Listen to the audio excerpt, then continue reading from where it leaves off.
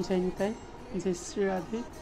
তো আজকের আলোচ্য বিষয় আমাদের কেমন সাধুর সঙ্গ থেকে সবসময় বিরত থাকা প্রয়োজন।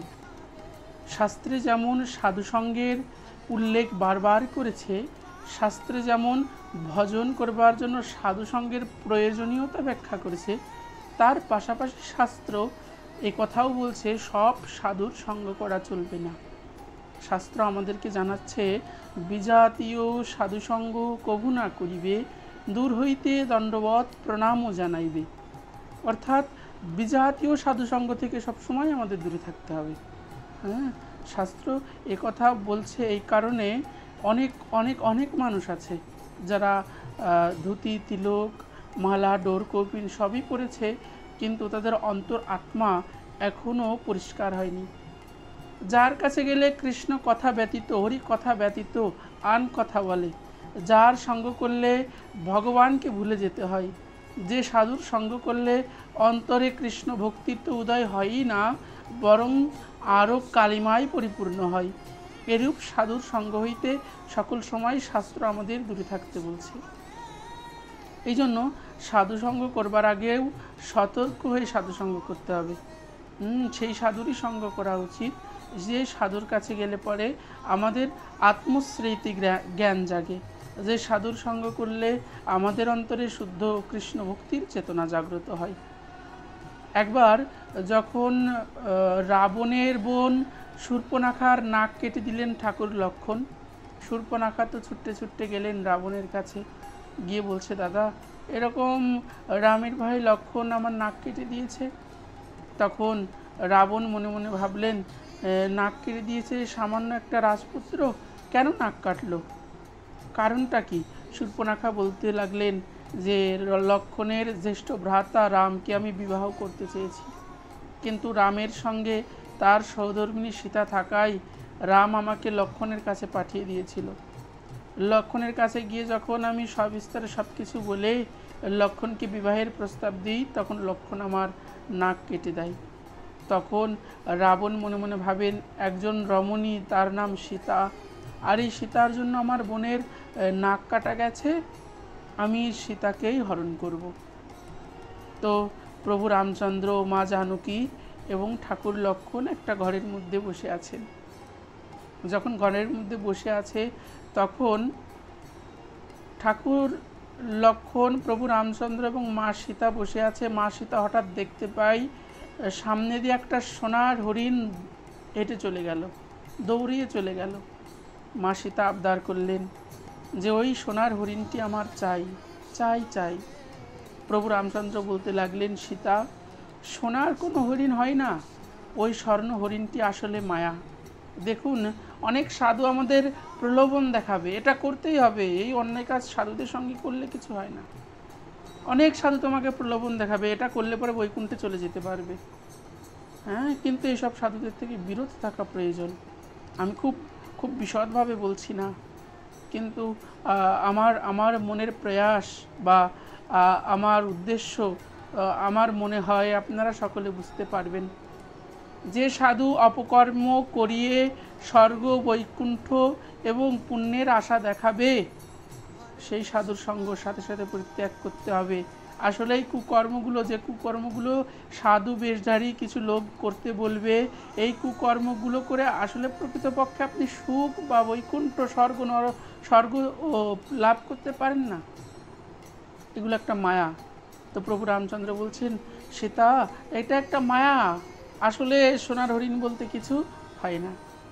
মা সীতা বললেন, না না প্রভু, আমার ওই হরিণ লাগবেই, লাগবেই লাগবে। তখন মা সীতার কথাই প্রভু রামচন্দ্র হরিণ আনতে গেলেন, কিন্তু প্রভু রামচন্দ্র আর ফিরে আসছে না। দীর্ঘ সময় পার হয়ে গেছে। দীর্ঘ সময় পরে মা সীতা ঠাকুর লক্ষণকে ডেকে ডেকে বলছে, লক্ষণ, তোমার দাদা অনেক সময় হয়ে গেল, এখনও ফিরছে না, যাও না ভাই, একটু গিয়ে দেখো তোমার দাদা বনের মধ্যে হারিয়ে গেল কি না। তখন ঠাকুর লক্ষণ মা সীতার কথায় মা সীতাকে বললেন, মা, আমি যেতে পারবো না, কেননা দাদা যাবার সময় আমাকে বলে গেছে আপনাকে দেখে রাখতে, আমি আপনাকে ছেড়ে যেতে পারবো না। তখন মা সীতা বলে, না না, আমি তোমাকে আদেশ করছি, যাও গিয়ে দেখিয়ে এসো তোমার দাদা কোথায় গেল। লক্ষ্মণ ঠাকুর যাবার সময় একটা গণ্ডি কেটে দিয়ে গেলেন ঘরের চারদিক দিয়ে, যাকে লক্ষণ রেখা বলে। আর বললেন মা সীতাকে, এই লক্ষণ রেখার বাইরে যেন মা সীতা কখনো না যায়। যখন মা সীতাকে এরকম কথা বলে ঠাকুর লক্ষণ চলে গেলেন, মা সীতা ঘরে একা বসে আছে। রাবণ ক্রোধে জ্বলতে জ্বলতে যখন ওই ঘরের মধ্যে প্রবেশ করতে গেল, রাবণ প্রবেশ করতে পারল না, কেননা লক্ষণ রেখা ভেদ করে যাবার মতো সাধ্য ক্ষমতা কারণেই।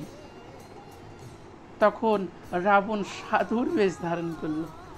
সাধুর বেশ ধারণ করে মা সীতার সম্মুখে গণ্ডির বাইরে, লক্ষণ রেখার বাইরে গিয়ে দাঁড়িয়ে বলছে, ভবন্তি ভিক্ষং দেহি, মা কিছু ভিক্ষা দাও।